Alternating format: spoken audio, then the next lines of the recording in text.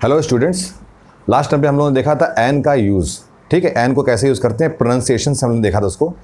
आज देखो क्या है, ये कुछ वर्ड्स ऐसे आते हैं एग्जाम्स में जो थोड़ा सा इजी टू अंडरस्टैंड होते हैं कि हम लोग वहाँ पर क्या लगाएं। अब देखो यहाँ पर देखो, ये मैंने ऐसे कैटेगराइज किया हुआ है इनको, EU वन हाइफन, ये हाइफन बोलते हैं इसको, बता दे रहा हूँ, बहुत ध्यान से सुनना इसको और बहुत इंपॉर्टेंट है ये। और ये आपका एच से लिखा गया है, ये कोई इतना इंपॉर्टेंट नहीं है, मैंने इसकी वजह से लिखा हुआ है, बताएंगे क्यों। मेन ये है EU और वन हाइफन।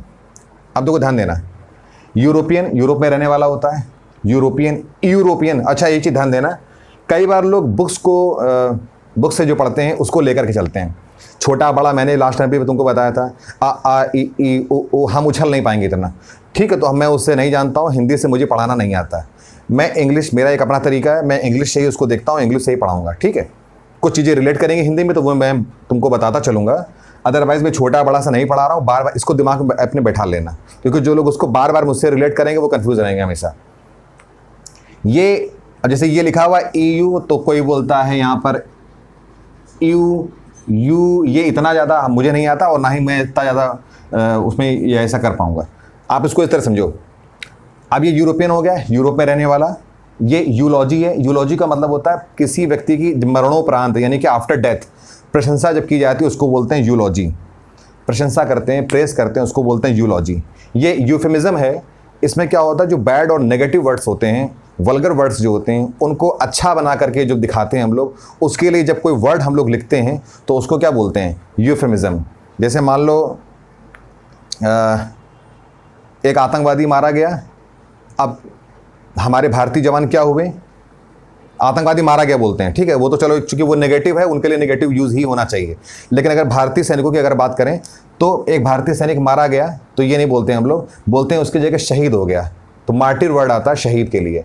ठीक है, किल्ड और मर्डर्ड और असॉल्टेड, ये सब वर्ड का यूज़ हम लोग नहीं करेंगे, वहाँ पे क्या आएगा, मार्टिर, यानी कि शहीद के सेंस में हम लोग बोलेंगे।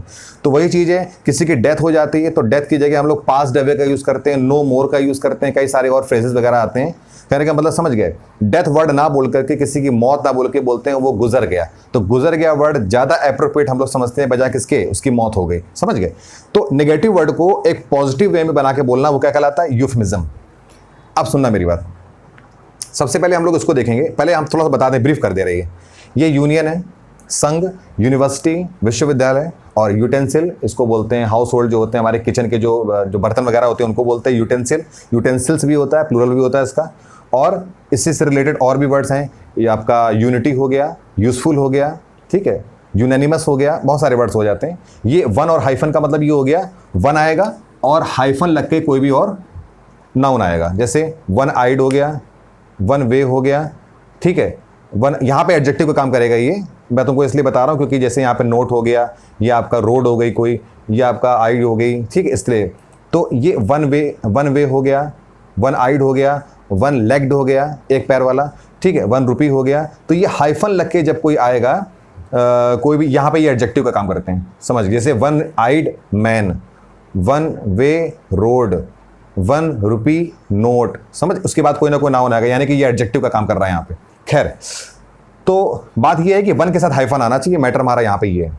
ठीक है, और भी हो सकते हैं।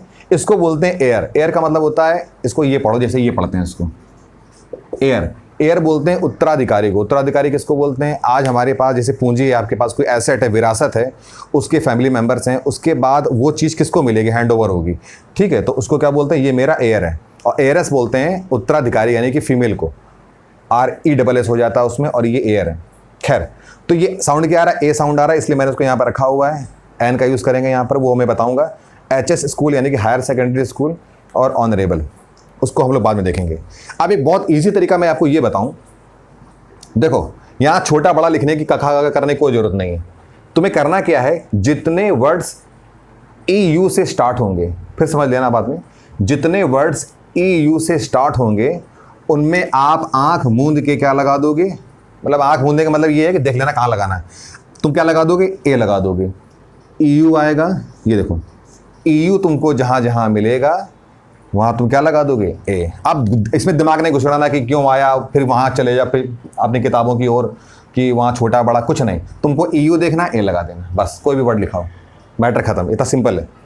अब यहां पर आ जाओ, जितने वर्ड यू से लिखे जाएंगे और यू से ही प्रोनाउंस किए जाएंगे, उच्चारण भी यू से ही होगा, उसमें हम लोग क्या लगा देंगे, ए लगा देंगे। जैसे अम्ब्रेला हम लोगों ने लिखा था, लेकिन अम्ब्रेला यू से लिखा जरूर गया है, लेकिन यू से पढ़ा नहीं गया है। यूम्ब्रेला पढ़ते थे क्या, अम्ब्रेला ए साउंड आ रहा था उसमें, तो हमने तो वहां पर एन लगा दिया था। बट यहाँ क्या है, यूनियन हो गया, यूनिवर्सिटी हो गया, यूटेंसिल हो गया, यूनानिमस हो गया, यूनिटी हो गया, ये सारे वर्ड यूजफुल हो गया। ये सारे वर्ड जब लिखे जाएंगे तो यू से ही लिखे जा रहे हैं और यू से ही पढ़े जा रहे हैं, इसलिए हम लोगों ने क्या लगाया, यहाँ पर ए लगा दिया। इसका मैटर खत्म, ठीक, कभी गलत नहीं होगा। हाइफन वाले जब भी आ जाएंगे कभी गलत नहीं होगा, हमेशा क्या लगा दोगे, ए लगा दोगे। हाइफन जब भी आ जाएगा, तुमको वन के साथ हाइफन देखना है, बस तुरंत क्या लगा देना है, ए लगा देना है, बस खत्म। ठीक, वन के साथ हाइफन, मतलब कोई और एडजेक्टिव बाद में आएगा वो एक अलग चीज है। वन के साथ तुमको हाइफन देखना है, बस तुमने क्या लगा दिया, ए लगा दिया। वन वे रोड, जैसे एक्सरे मशीन थी हमारी, एक्सरे मशीन जब लिखा था लास्ट टर्म पे, तो एक्स के साथ हाइफन लगा हुआ, तो वहां पर भी हाइफन का रोल है, तो वहां चेक कर लेना, हर जगह नहीं, लेकिन वन के साथ हाइफन को मैं बता रहा हूं, वहां क्या आएगा, ये। अब इसको पढ़ते हैं एयर, तो एक्चुअली में इसमें साउंड क्या आ रहा है, ए साउंड आ रहा है, इसलिए हम लोगों ने यहाँ क्या लगाया, एन। इसमें एचएस स्कूल मैंने बोला था, फर्स्ट लेटर को लेके चलोगे, एब्रीविएशन जितने होंगे, शॉर्ट फॉर्म जितनी होंगी, उसमें आप फर्स्ट लेटर को ही लेके चलोगे, उसी को हम लोग कंसीडर करेंगे। तो यहाँ पर क्या आ जाएगा, एन आ जाएगा, एन एच एस आ जाएगा।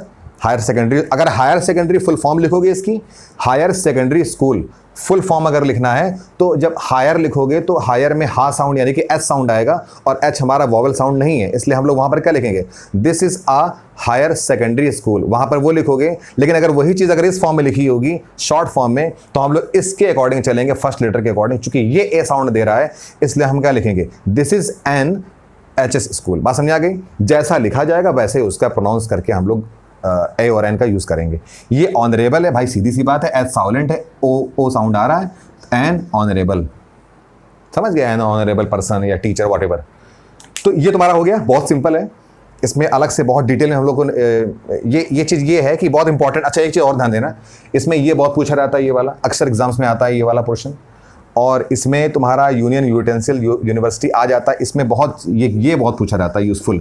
अभी मैं आपको कुछ क्वेश्चंस एक्सरसाइज के भी दूंगा आगे चल करके, तो उसमें यूज़फुल का ऑप्शन देंगे, उसमें आपको फाइंड आउट करना पड़ेगा, यहाँ पे ए आएगा कि एन आएगा। वैसे मैंने तुमको बता ही दिया है कि यू से स्टार्ट होगा, यू से लिखा गया है ये भी, इसलिए यहाँ पर भी क्या आएगा, ए यूज़ करेंगे। A useful, a cow is a useful animal, ठीक, बाकी ये हो गया।